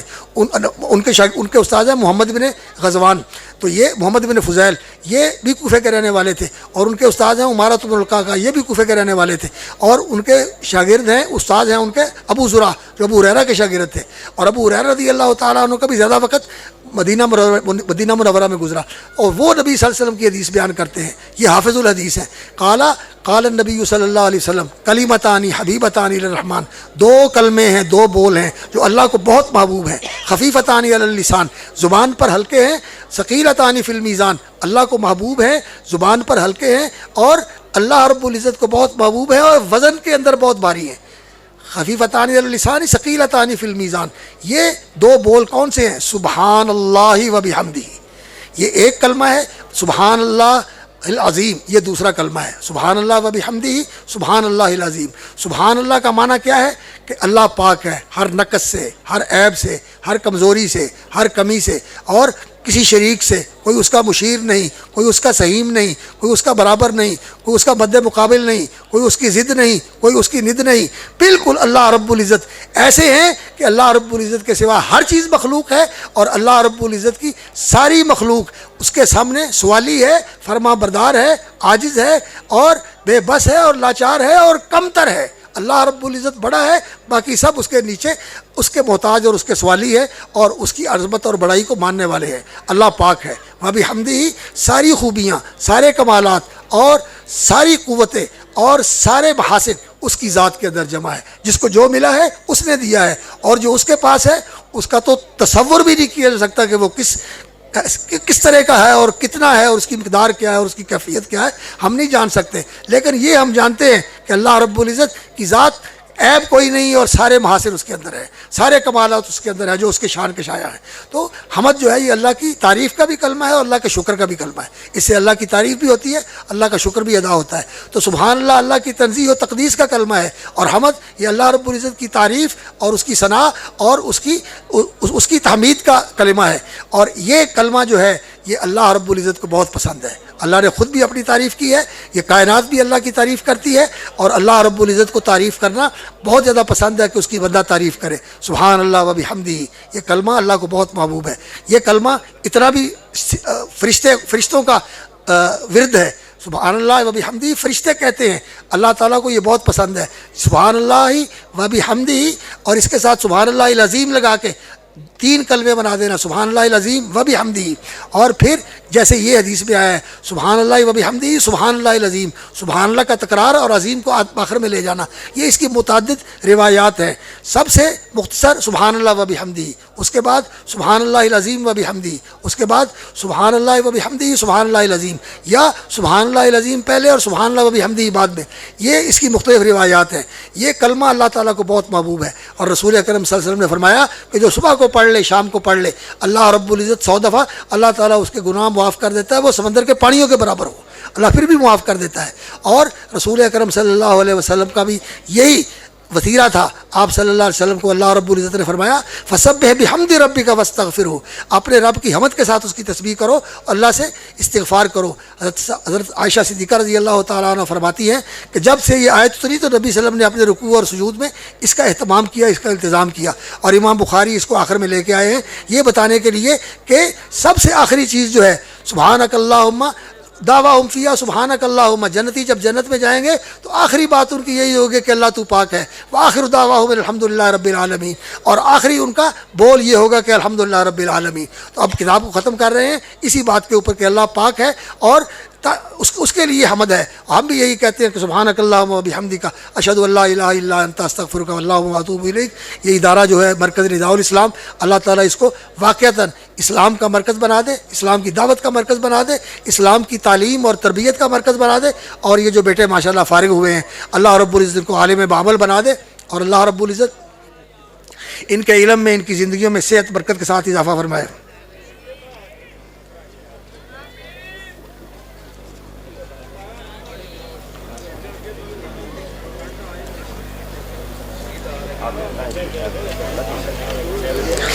امام بخاری رحمۃ اللہ علیہ نے جو حدیث جمع کی ہیں یہ واقعتاً رسول اکرم صلی اللہ علیہ وسلم کی حدیث ہے۔ اصل بات یہ ہے کہ رسول اکرم صلی اللہ علیہ وسلم اس دنیا میں آئے، اور آپ صلی اللہ علیہ وسلم اللہ کے نبی تھے، اللہ کے رسول تھے، یہ کس سارے ہمیں معلوم ہے، خبر ملی ہے نا، ہمیں خبر دی گئی ہے، بتایا گیا ہے کہ اللہ کے رسول تھے، ہم اس پر یقین کرتے ہیں۔ تو رسول اکرم صلی اللہ علیہ وسلم کی ذات اقدس یہ بھی خبر کے ساتھ ہم تک پہنچا، ہم نے کسی نے دیکھا تو نہیں ہے، بہت بڑی تعداد نے ان کو اس بات کو نقل کیا ہے، موافقوں نے بھی مخالفوں نے بھی، کہ محمد رسول اللہ صلی اللہ علیہ وسلم آئے تھے دنیا میں، تو ہم اس خبر کو مانتے ہیں۔ جو نبی صلی اللہ علیہ وسلم کا فرمان تھا، آپ نے یہ فرمایا، آپ کے یہ حالات تھے، آپ یہاں آئے تھے، آپ یہاں رہے تھے، یہاں گئے تھے، یہ ساری چیزیں مانتے ہیں، یہی نبی صلی اللہ علیہ وسلم کی حدیث ہے، نبی صلی اللہ علیہ وسلم کی سیرت ہے، نبی صلی اللہ علیہ وسلم کے فرمان ہیں، نبی صلی اللہ علیہ وسلم کا عمل ہے، خبر کے ساتھ ہم تک پہنچے ہیں۔ تو امام بخاری نے اس کتاب کے اندر کتاب و اخبار الاحاد بھی ذکر کی ہے کہ ایک آدمی کی خبر سے، دو آدمیوں کی خبر سے، 10 آدمیوں کی خبر سے، 1000 آدمیوں کی خبر سے ایک بات ہم تک پہنچتی ہے تو ہم اس کو مانتے ہیں۔ تو خبر کے ذریعے نبی صلی اللہ علیہ وسلم کو مانتے ہیں، نبی صلی اللہ علیہ وسلم کے اوپر نازل کی جانے والی کتاب کو اللہ کی کتاب مانتے ہیں۔ ٹھیک ہے، یہاں یہ چیلنج ہے کہ اس جیسی تم نظیر نہیں پیش کر سکتے، یہ اللہ کی کتاب ہے، تو نبی صلی اللہ علیہ وسلم کی تعلیمات جیسی تعلیم بھی کوئی نہیں پیش کر سکتا، نبی صلی اللہ علیہ وسلم کی سیرت جیسی کوئی سیرت 100% بالکل ویسی سیرت کسی اور کی ہو، ایسا نہیں ہو سکتا۔ رسول اکرم صلی اللہ علیہ وسلم کی سیرت جیسی پاکیزہ، جیسی اطہر اور کامل سیرت ہے، ایک اعلیٰ ترین انسان کی، ایک اعلیٰ ترین حاکم کی، ایک اعلیٰ ترین مدبر کی، ایک اعلیٰ ترین سیاستدان کی، ایک اعلیٰ ترین جرنیل کی، اس طرح کی زندگی کسی کی نہیں ہے۔ تو رسول اکرم صلی اللہ علیہ وسلم کی زندگی کو بھی ہم مانتے ہیں، وہ بھی خبر کے ساتھ ہمیں معلوم ہوئے۔ جہاں حدیث کی بات آتی ہے، جہاں ہمیں یہ ماننا پڑتا ہے کہ عمل ایسے کرنا ہے، ایسے نہیں کرنا، اور یہ کرنا ہے، یہ نہیں کرنا، تو وہاں پھر ہماری یہ جو دل اندر کی کمزوری ہے یہ سامنے آ جاتی ہے کہ حدیث امام بخاری نے لی، امام بخاری اپنے گھر سے لے آئے ہیں، وہ کہتے ہیں کہ مجھے میرے استاد نے بتایا، احمد بن حنبل نے بتایا، احمد بن حنبل کہتے ہیں کہ مجھے وکیع بن جراح نے بتایا، وکیع بن جراح کہتے ہیں کہ مجھے سفیان ثوری نے بتایا، سفیان ثوری کہتے ہیں کہ مجھے منصور بن المعتمر نے بتایا، منصور بن المعتمر کہتے ہیں کہ مجھے ابراہیم تیمی نے بتایا، ابراہیم تیمی کہتے ہیں مجھے علقمہ نے بتایا، علقمہ کہتے ہیں مجھے رسول اللہ صلی اللہ علیہ وسلم نے بتایا، مجھے عبداللہ بن مسعود نے بتایا، عبداللہ بن مسعود کہتے ہیں مجھے اللہ کے رسول نے بتایا۔ امام بخاری اپنے پاس تو لے کے آئے، ایسے نہیں کہ انہوں نے کسی افسانوں سے اور حکایتوں کی کتابوں سے اور ادھر ادھر کی لکھی ہوئی چیزوں سے جمع کر دی، ان کے پاس سند ہے، ان کے پاس روات کا ریکارڈ ہے، یہ ایسا علم ہے علم الرجال کا، پوری دنیا کے اندر یہ علم موجود نہیں ہے، یہ مسلمانوں کے اندر موجود ہے کہ ان لوگوں کے بارے میں جنہوں نے نبی صلی اللہ علیہ وسلم کی حدیث نقل کی ہیں، ہم ان کے بارے میں اس سے زیادہ جانتے ہیں جو اپنے دور کے لوگوں کے بارے میں جانتے ہیں، ان کی زندگیاں، ان کے اساتذہ، ان کے اخلاق، ان کے آداب، ان کی زندگی کے معمولات سارے ہمارے سامنے۔ اور ایک استاد نے اس طرح روایت کیا، دوسرے استاد نے اس طرح روایت کیا، اس نے یہ لفظ ایسے بولا، اس نے یہ لفظ ایسے بولا، ہر چیز محفوظ ہے۔ اور یہ لوگ جن کو بیچاروں کو حدیث پڑھنی بھی نہیں آتی، حدیث کا معنی نہیں آتا، حدیث کا مفہوم نہیں آتا، وہ اس پر بات کر کے یہ کہتے ہیں کہ حدیثوں پر اعتماد کیسے کیا جا سکتا ہے۔ حدیثوں پر ایسے ہی اعتماد ہے جس طرح ہمیں یہ اعتماد ہے کہ اس وقت روشنی نہیں ہے، روشنی دوسری ہے، رات کا سماں ہے، انشاءاللہ کل صبح فجر کے وقت فجر طلوع ہوگی اور اس کے بعد سورج طلوع ہوگا، جیسے اس کا یقین ہے اسی طرح اس کا یقین ہے کہ صحیح بخاری کے اندر جو حدیث ہے وہ انشاءاللہ رسول اکرم صلی اللہ علیہ وسلم کی حدیث ہے، آپ سے ثابت ہے اور ان کے اندر کوئی شک نہیں۔ اسی لیے ایک امام نے کہا تھا انہوں نے کہا تھا اگر کوئی آدمی یہ قسم کھا لیتا ہے کہ اگر صحیح بخاری کے اندر جو مرفوع اور متصل مسند احادیث ہیں ان میں سے کوئی ایسی حدیث ہو جو رسول اکرم صلی اللہ علیہ وسلم سے ثابت نہیں ہے تو میری بیوی کو طلاق ہو جائے، تو وہ کہتے ہیں اس کی بیوی اس کے عقد میں رہے گی، اس کے حوالہ عقد میں رہے گی، اس کی بیوی رہے گی. کیوں کہ یہ مسند احادیث ساری کی ساری رسول اکرم صلی اللہ علیہ وسلم تک پہنچتی ہیں. اس پر امت کا عمل بھی ہے اور علماء کی تصدیق بھی ہے اور علماء امت کا اجماع بھی ہے کہ صحیح بخاری اصح الکتب بعد کتاب اللہ، قرآن کے بعد سب سے زیادہ صحیح کتاب ہے.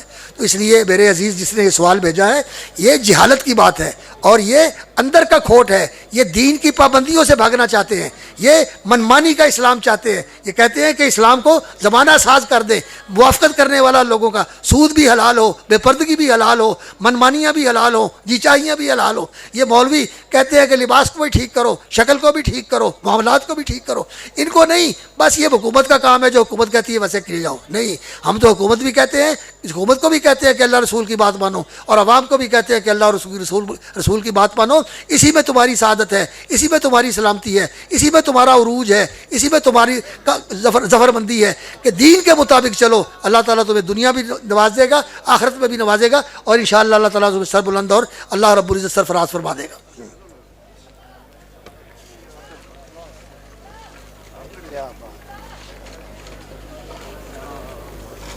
یہ ان کو ملے گا یا ان کو؟ سارے طلباء. اچھا، سب کے نام لکھے ہوئے ہیں. اچھا،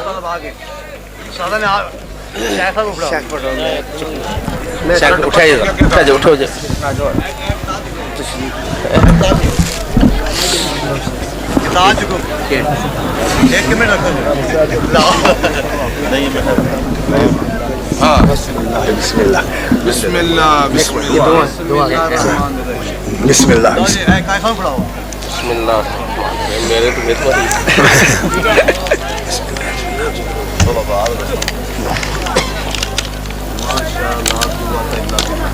محمد خبیب رشید بہت بہت مبارک ہو عزیز گرامی محمد خبیب رشید ولد محمد عبدالرشید صاحب، راجووال کونا، ضلع قصور. کون ہے بیٹا؟ ماشاء اللہ ماشاء اللہ. اور ان کی جو کلاس کے استاد ہیں شیخ عبدالغنی صاحب، آپ کو بھی بہت بہت مبارک ہو. ماشاء اللہ، بارک اللہ.